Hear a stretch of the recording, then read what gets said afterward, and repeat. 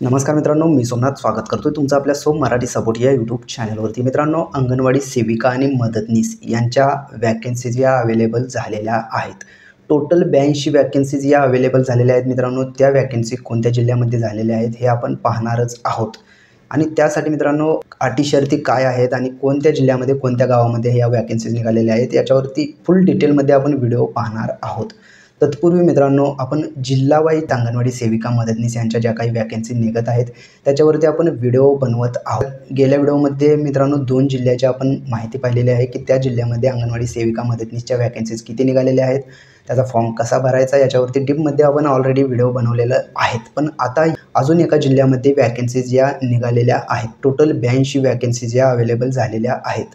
तर या वॅकन्सीसाठी तुम्हाला फॉर्म कोणत्या तारखेपासून कोणत्या तारखेपर्यंत तुम्हाला भरता येणार आहे याच्यावरती आपण डीपमध्ये माहिती या व्हिडिओमध्ये घेणार आहोत। त्यासोबतच मित्रांनो, अंगणवाडी सेविका आणि मदतनीसच्या मित्रांनो वॅकन्सीज या जिल्हावाईज निघत आहेत। त्यामुळे मित्रांनो, तुमच्या जिल्ह्याच्या वॅकन्सीज निघालेल्या आहेत का नाही हे पाहण्यासाठी सर्वात पहिलं तुम्ही आपल्या चॅनलला सबस्क्राईब करून ठेवायचं मित्रांनो, जेणेकरून तुमच्या जिल्ह्यामध्ये जर वॅकन्सी निघाल्या तर तुम्हाला लगेच समजणार आहे या व्हिडिओच्या माध्यमातून। मित्रांनो, आजच्या व्हिडिओमध्ये एक जिल्हा मी कव्हर करत आहे। त्या जिल्ह्यामध्ये 82 वॅकन्सी ज्या निघालेल्या आहेत त्या वॅकन्सीबद्दल आपण फुल डिटेलमध्ये माहिती घेणार आहोत। तर वेळ न घालवता मित्रांनो आपण व्हिडिओला सुरुवात करूया।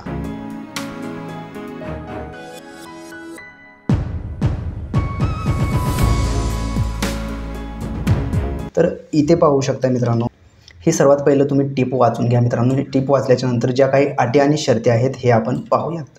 सर्वात पहिले हे पाहत असताना तुम्ही पहिलीच अट पाहू शकताय, अंगणवाडी सेविका मदतनीस या पदासाठी दिनांक 3 मार्च 2025 ते 17 मार्च 2025 अखेर सुट्टीचे दिवस वगळून कार्यालयीन वेळेत महिला उमेदवारांनी विहित नमुन्यातील अर्ज सादर करणे गरजेचे आहे। पात्र महिला उमेदवारांनी त्यांचे विहित नमुन्यातील अर्ज हे आवश्यक त्या कागदपत्रांसह दिनांक 17 मार्च 2025 अखेर सायंकाळी 5:30 पर्यंत एकात्मिक बाल विकास सेवा योजना पंचायत समिती कवठे महाकाल यांच्या कार्यालयामध्ये समक्ष सादर करणे आहे। मित्रांनो, मुदतीनंतर प्राप्त झालेल्या तसेच अपूर्ण अर्जांचा विचार केला जाणार नाही याची दक्षता घ्यायची आहे। म्हणजेच तुम्हाला या सांगली जिल्ह्यामध्ये मित्रांनो कवठे महाकाल या कार्यालयामध्ये 17 मार्चपर्यंत तुम्हाला ही मुदत आहे। 3 मार्चपासून अर्ज हे चालू झालेले आहेत। 17 मार्चपर्यंत तुम्हाला अर्ज करता येणार आहेत। आणि सर्वात महत्त्वाचा पॉईंट मित्रांनो, इथे अर्ज सध्या उपलब्ध झालेला नाही आहे, अर्जाची प्रिंट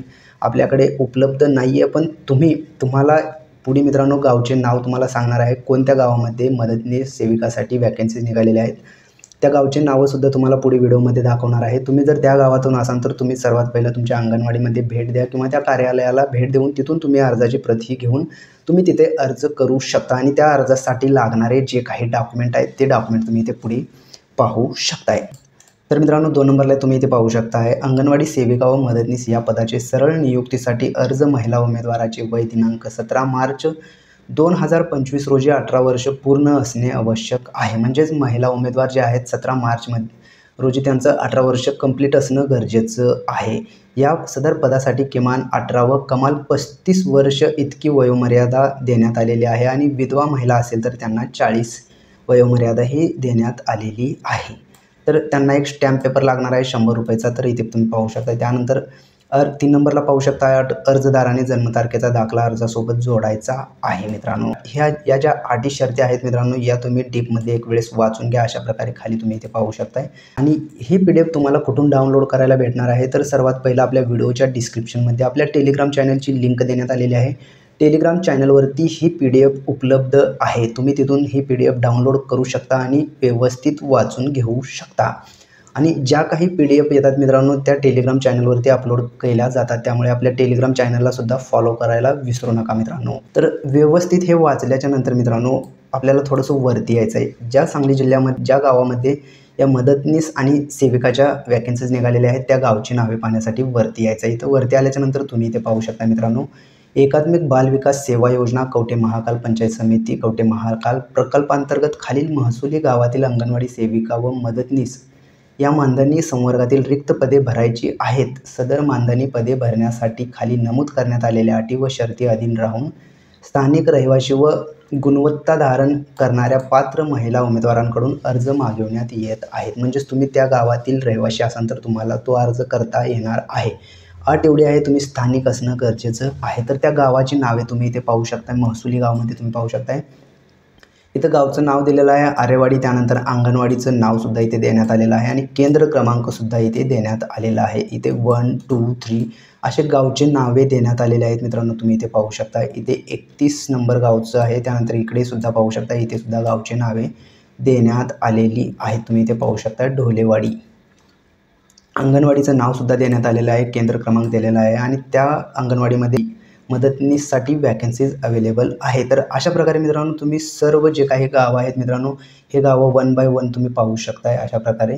आणि या लिस्टमध्ये मित्रांनो तुम्ही पाहू शकता 6 गावे असे आहेत ज्यामध्ये सेविकासाठी सुद्धा भरती अवेलेबल झालेली आहे मित्रांनो. म्हणजेच सेविकासाठी सुद्धा वॅकन्सीज या अवेलेबल झालेल्या आहेत. जर तुम्ही या गावातून असाल तर सर्वात पहिलं तुम्ही त्या कार्यालयाला भेट द्या. तिथून तुम्हाला अर्ज भेटू शकतो.